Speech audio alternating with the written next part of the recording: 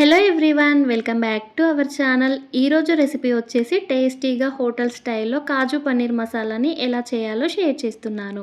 ఇందులో ప్రోటీన్ ఎక్కువగా ఉంటుంది, హెల్దీ కూడా. కర్రీ చేయడం కూడా చాలా ఈజీనే. నాన్ వెజ్ తినని ఫ్రెండ్స్, రిలేటివ్స్ వచ్చినప్పుడు ఈ కర్రీని చేసి పెట్టండి. ముందుగా అయితే మిక్సీ జార్లోకి ఒక పెద్ద సైజు ఆనియన్ని కట్ చేసి దీన్ని కోర్సుగా గ్రైండ్ చేసి తీసుకోవాలి. నెక్స్ట్ ఇందులోకి 2 మీడియం సైజ్ టమాటాలను పెద్ద ముక్కలుగా కట్ చేసి వేసుకోవాలి. 5-6 జీడిపప్పును కూడా వేసేసి మెత్తగా గ్రైండ్ చేసి తీసుకోవాలి. తర్వాత పావు కేజీ వరకు పన్నీర్ని తీసుకొని ఇలా క్యూబ్స్ లాగా కట్ చేసుకోవాలి, మీకు నచ్చిన సైజులో. కొంచెం పెద్ద ముక్కలుగా ఉంటేనే బాగుంటుంది. ఇప్పుడు స్టవ్ పై కడాయిని పెట్టేసి 2 స్పూన్ల నెయ్యిని వేసి వేడి చేసుకోవాలి. నెయ్యి వేడైన తర్వాత కొన్ని జీడిపప్పు పలుకుల్ని వేసుకొని దోరగా ఫ్రై చేసి ప్లేట్లోకి వేసుకోవాలి. నెక్స్ట్ ఇదే నెయ్యిలోకి కట్ చేసిన పన్నీర్ ముక్కల్ని కూడా వేసుకొని కలుపుతూ ఇలా గోల్డెన్ బ్రౌన్ కలర్లోకి వచ్చే వరకు మీడియం ఫ్లేమ్లో ఫ్రై చేయాలి. మరీ ఎక్కువసేపు ఫ్రై చేయకూడదు, పన్నీర్ గట్టిగా అవుతుంది.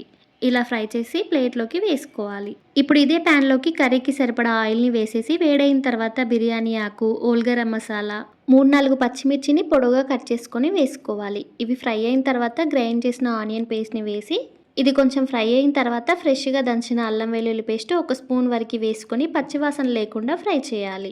తర్వాత ఇందులోకి మనం ముందుగా గ్రైండ్ చేసిన టమాటో పేస్ట్ని వేసుకొని ఆయిల్లో ఫ్రై చేసుకోవాలి.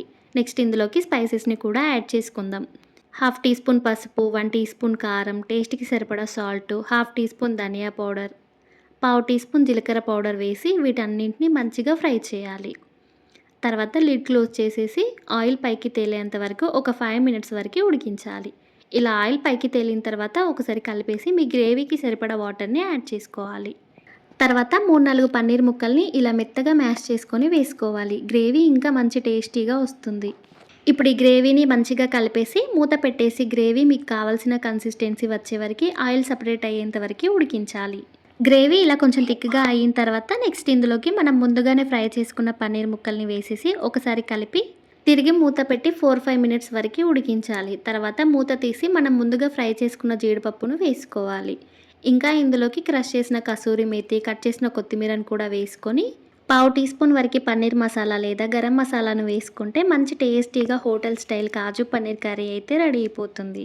ఇది రోటీలోకైనా, ప్లెయిన్ బిర్యానీలోకైనా, రైస్లోకైనా చాలా బాగుంటుంది. ఇంకా ఈ పన్నీర్తో చాలా టేస్టీ అండ్ వెరైటీ రెసిపీస్ చేసుకోవచ్చు. ఈ కాజు పన్నీర్ రెసిపీ ఎలా ఉంది అండ్ కర్రీ మీకు ఇష్టమా కామెంట్ చేయండి.